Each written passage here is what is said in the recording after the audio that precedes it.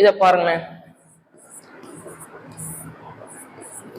x minus 2 plus 8/2 minus X, இதை ரெண்டையும் add பண்ண சொல்றாங்க. இப்போ பேஸ் ஒன்று போல இருந்துச்சுன்னா ஒரே பேஸை போட்டு மேலே ஆட் பண்ணிடலாம். அதாவது 2/3 பிளஸ் 5/3 ஒரே பேஸ் இருந்துச்சுன்னா 3 அப்படியே போட்டு மேலே ரெண்டையும் ஆட் பண்ணிடலாம். கரெக்டா?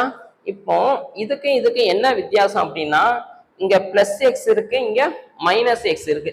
இங்க -2 இருக்கு, இங்க +2 இருக்கு. ஒரு மைனஸ் தான் நமக்கு வித்தியாசமா இருக்கு. அதனால என்ன பண்ணுங்கன்னா, இதுல இருந்து ஒரு மைனஸை காமனா எடுத்துருங்க. பிளஸ் 8 இன்ட்டு மைனஸை காமனா எடுத்தா என்ன வரும்னா, மைனஸ் இருக்கிற இடம் பிளஸ்ஸா மாறும், பிளஸ் இருக்கிற இடம் மைனஸா மாறும். அவ்வளவுதான் வித்தியாசம். சரிங்களா?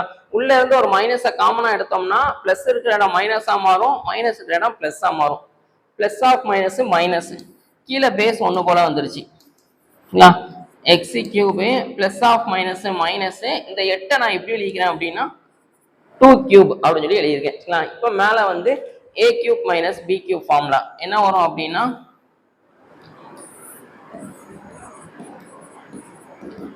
a minus b into a square plus ab plus b square அப்படின்னு வரும். ஓகேவா?